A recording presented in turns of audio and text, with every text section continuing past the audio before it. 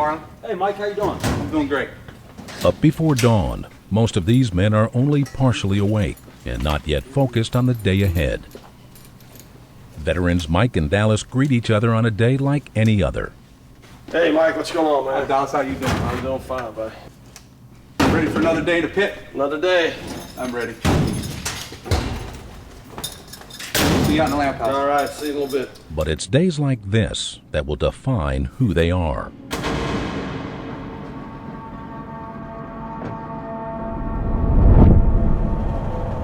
Stan, the general laborer, is the youngest member of the crew. Clark, a shuttle car operator, has been underground for 20 years. And finally, Phil and Lewis, the roof bolters. And along the back is Charlie, the new section foreman.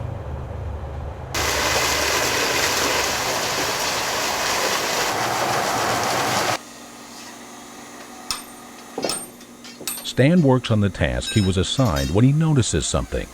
A faint burning odor hangs in the air. Thinking nothing of it, he continues working, but the smell grows stronger, so he decides to look around for the source. When he looks behind him, he notices smoke from under a nearby curtain. Stan runs over to Lewis to inform him of his discovery.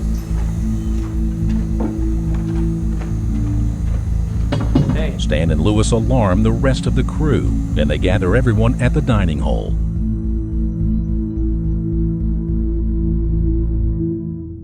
Clark immediately dials the outside to let them know about the situation. We're here one flat this morning. We got light smoke on the second. While he's on the phone, the outside tells him a CO sensor went off near the belt drive on 5 and is reading 15 ppm. Oh, you got 15 parts per million out there? Clark has them do a head count while they wait for more instructions. Okay, 1, do 2, a head 3, count. 4, Okay. 5, 6, 7, 7. We're missing one. We're missing Charlie. Well, I got that way to see if you can find Charlie.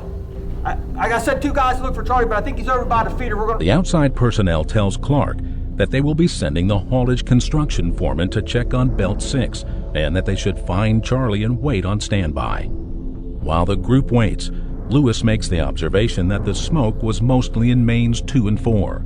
Then Phil remembers where Charlie is. Charlie was doing an inspection on 5. The outside personnel then informs Clark that the CO sensor is now reading 30 ppm. Mid-sentence, the line goes dead. Hello? Outside! They are cut off. Luckily, Charlie had returned with Stan and Pat, so the group turned to him for answers. Charlie's color faded as he told them he wasn't sure what to do. Hey, fellas, I think it's time for us to don our M20s. We got smoke coming up on the section. Dallas decides to take charge. Dallas had been in an evacuation before, so he instructs everyone to don their M20 SCSRs. Once they are ready, they head toward the man trip to evacuate. During the walk back, a couple of men start coughing because of their SCSR units.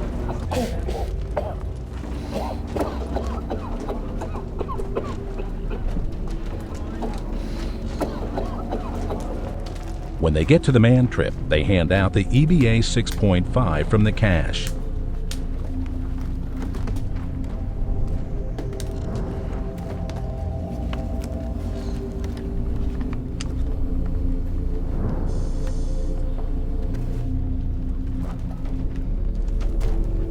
They then board the man trip for the long ride out. As they head into the darkness, they can only think about their families outside. As they ride, Mike and Stan notice their units are warm against their chest and wonder if they're failing. Both men take solace in the fact that they grabbed extra for the ride. As they approached Crosscut 30, a soft spot has misaligned the rails, stopping them dead.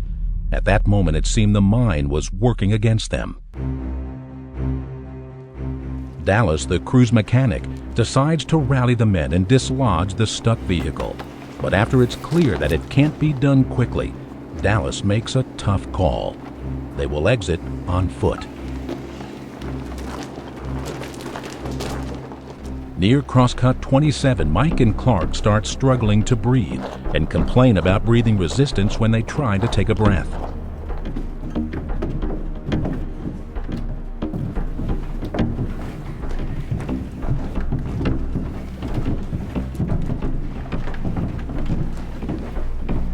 At crosscut 22, the smoke thickens, so they decide to stop and reassess the situation. Pat tells Dallas about another cache of SCSRs nearby.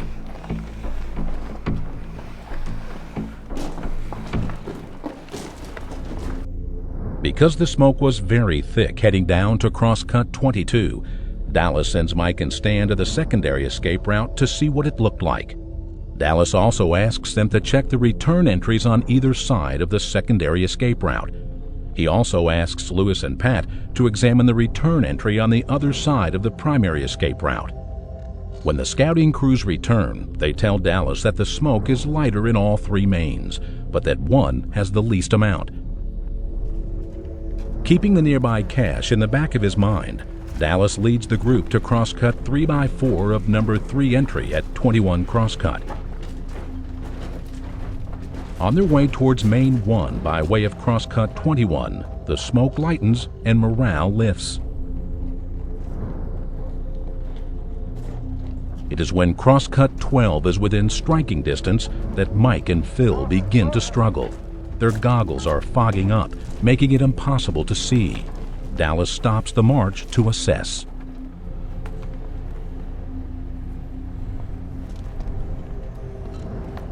During the status check, men also complain about the nose clips pinching their noses.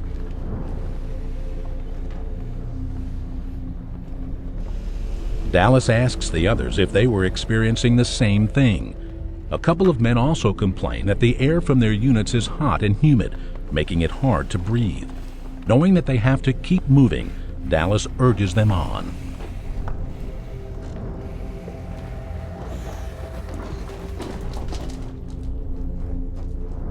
The group nears crosscut 6. Clark and Mike, the old dogs, are starting to slow down. Not knowing what was wrong, Dallas stops the crew. When he asks them about their problems, they insist on the group going on without them and heading to the nearby refuge alternative.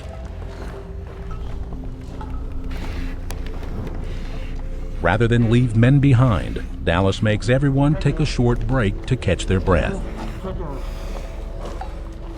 Dallas convinces the older men that they can make it, and once everyone recovers, they resume the march toward freedom.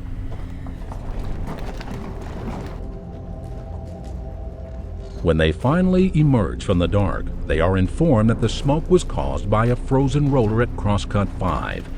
A day that began like any other has ended up happily without injury or death, thanks to some quick thinking and the life-saving SCSR technology.